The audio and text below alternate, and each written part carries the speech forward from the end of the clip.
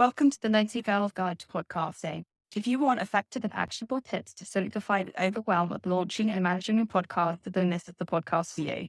I'm your host, Verity Songon, podcast manager, launch strategist, and host of a top 100 podcast. I'm really excited to have you here. So without further ado, let's dive into the episode. Hello there, and welcome back to another episode of the Lazy Girl's Guide to Podcasting. What I really want to just say before we go any further is just thank you. Thank you to everybody who has been tuning into these episodes, who's been sharing these episodes, who's been engaging with the debates that these episodes have created, particularly over on Twitter, which is where I am most active at the moment.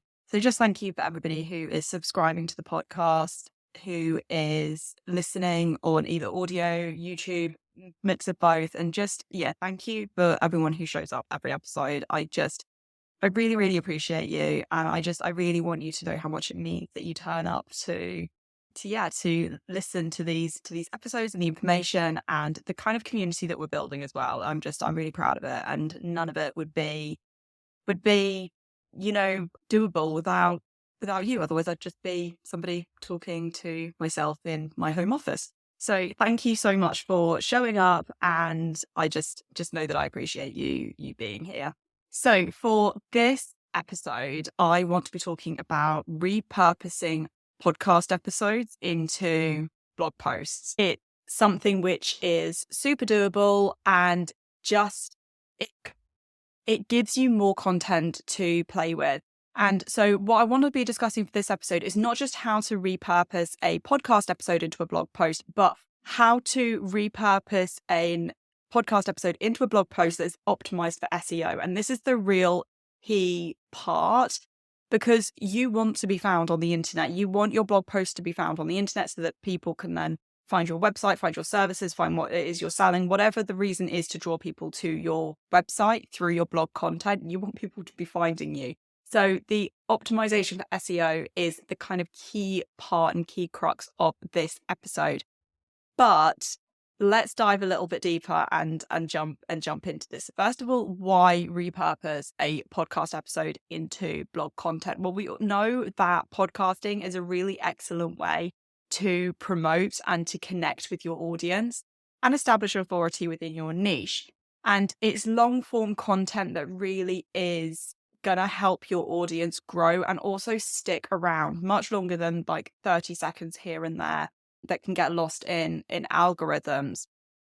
But when you're creating content through a podcast, we know that has got a limited reach. So by repurposing your content into a blog post, you can then reach a wider audience that prefers reading over listening, or might find you through Google as opposed to through a podcast directory. We also know that blog posts can be more shareable than podcast episodes, making it easier for content to go viral and attract more website traffic. It's estimated that around 77% of internet users read blogs. So there is a huge potential audience that you could be tapping into that potentially would not find you otherwise. So let's dive into this a little bit more. Another reason to repurpose your podcast episodes into blog posts is that they can help you improve your SEO. Podcast episodes are not easily searchable as other types of content. After all, they're not crawled by search engines in the same way. Typically, people do not turn to Apple Podcasts or Spotify or any other podcast hosting platform for an answer to their questions in the same way that they turn to Google, YouTube, and TikTok. And therefore, your amazing podcast content that might provide these searchers with the answers that they need might not be getting in front of the right audience. In contrast, blog posts are easily searchable and they are crawled by search engines and make it much easier for your content to rank higher in search engine results pages, or SERPs as it sometimes gets called. So in short, converting your podcast episodes into blog posts can help you attract more traffic, increase your online visibility, and improve your SEO. Plus, if you embed the podcast episode that the blog post is based on, you can also potentially pick up new podcast listeners as well.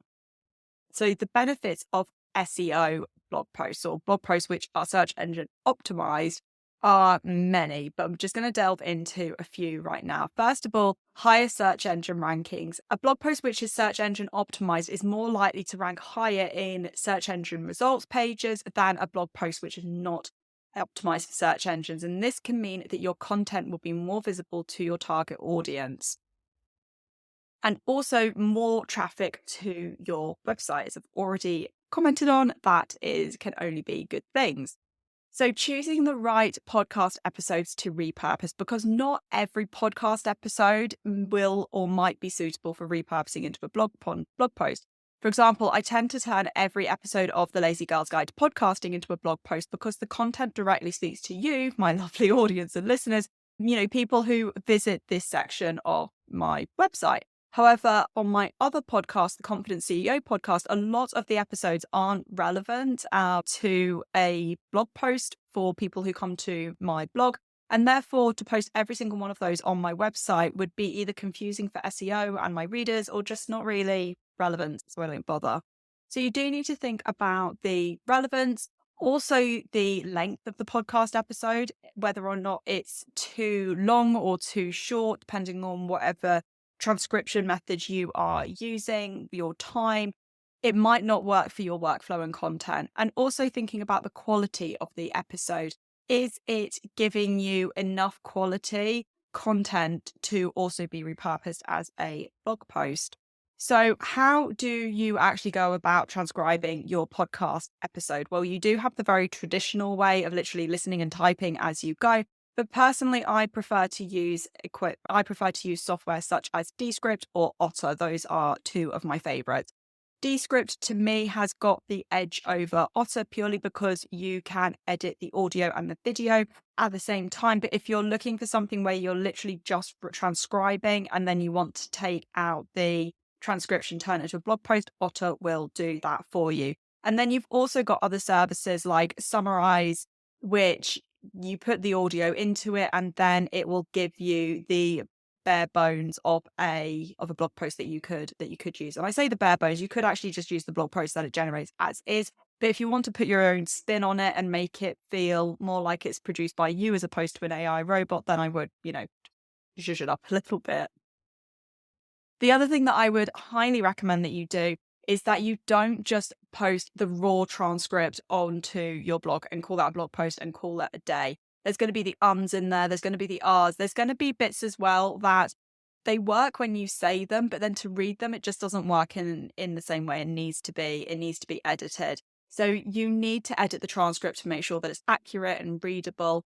And this can be a little bit time consuming at times, but this is why I like things like Otter and Descript, because I do find that the transcription services, they are very good. Otter, I feel it does transcribe better than Descript, but as I said, I feel like Descript has got more features. So it's personal preference at the end of the day. When it comes to editing your transcript for readability, I highly recommend that you consider using short paragraphs. Remember, blog writing is not the same as other writing. It's not like writing an essay at school or a novel. People don't like massive chunks of text. It needs to be easy to consume. So short paragraphs are your friends here. Make sure there are subheadings.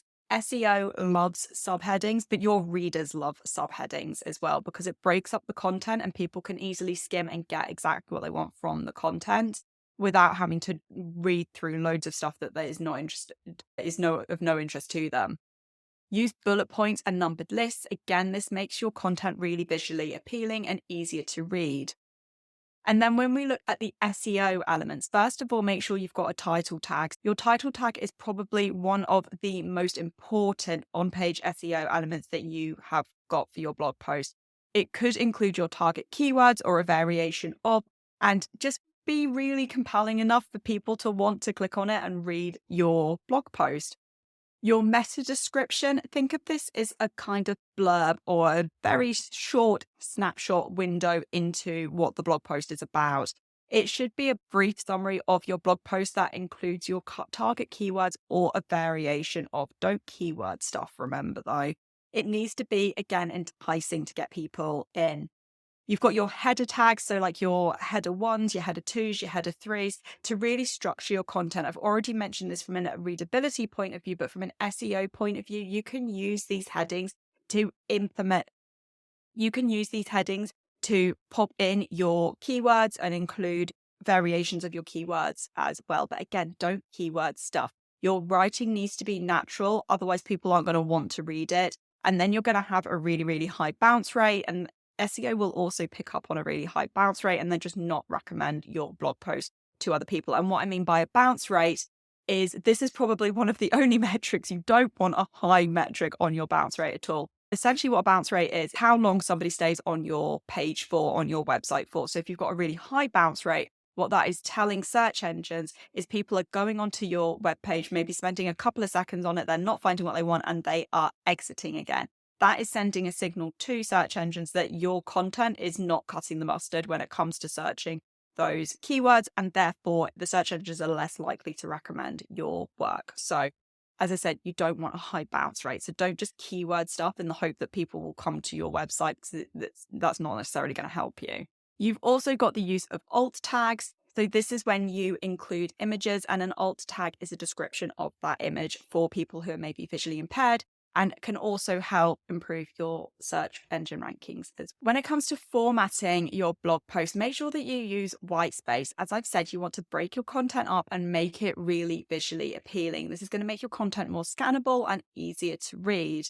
Use images to break up your content as well and make it more visually appealing. Use a consistent font throughout to make it easier to read.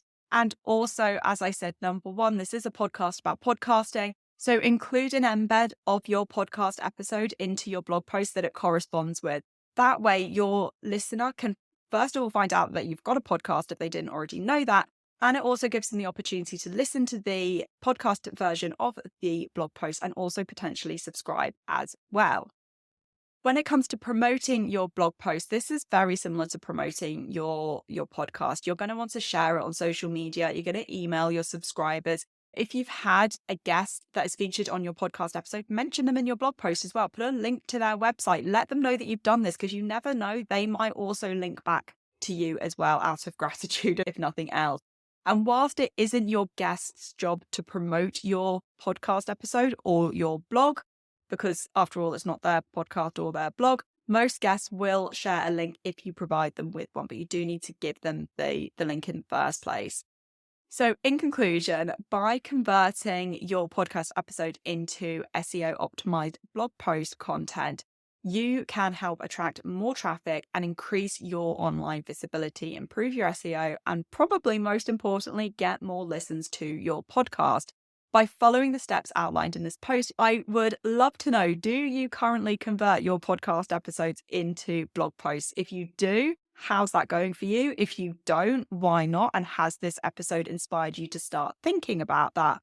I would absolutely love to know.